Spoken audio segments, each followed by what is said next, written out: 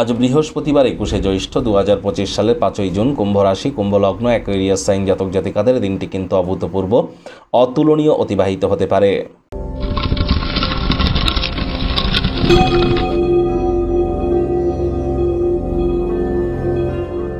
ভিডিওটির শুরুতেই স্ক্রিনে আপনারা দেখতে পাচ্ছেন বৃহস্পতির বীজ মন্ত্র ওম গ্রাং গ্রিং গ্রং স গুরাবে নমঃ। এটি আপনারা সকাল দুপুর সন্ধ্যা 3 বেলায় 108 বার জপ করুন না, অত্যন্ত উপকৃত হবেন।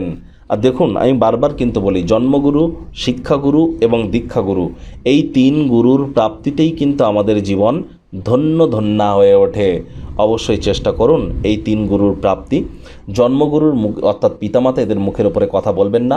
শিক্ষাগুরু মানে শিক্ষক শিক্ষিকা, কলেজের প্রফেসর অথবা বর্তমানে আপনার লাইফের যিনি মেন্টর, যার কাছ থেকে আপনি জীবনের চলার পথে কিছু বুদ্ধি আপনি নিয়ে থাকেন, তিনি আপনার শিক্ষাগুরু।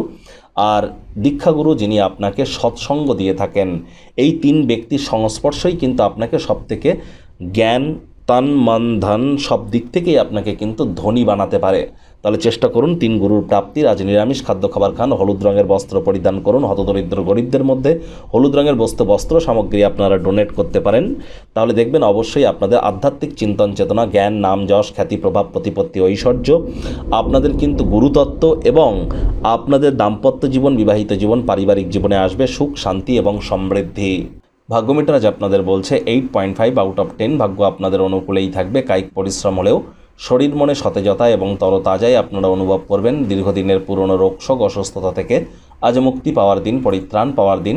আজ হাইলি আপনারা কিন্তু এক্সাইটেড হতে চলেছেন। আপনার সাথে যারা কাজকর্ম করবে তাদেরকেও এক্সাইটেড করতে চলেছেন। আজ পরিচিত মানুষজনদের মাধ্যমে অর্থ উপার্জনের নতুন উৎস আপনারা তৈরি করতে সক্ষম হতে পারেন।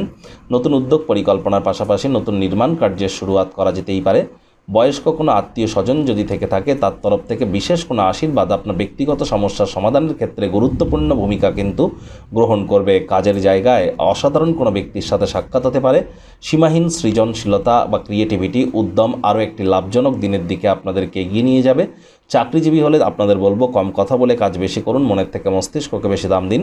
তাহলে দেখবেন বস কলিগদের সুনজরে পড়তে পারবেন। রাজনীতিবিদ যারা আছেন, জনসংযোগ বৃদ্ধি করতে পারলে পপুলারিটি বাড়বে।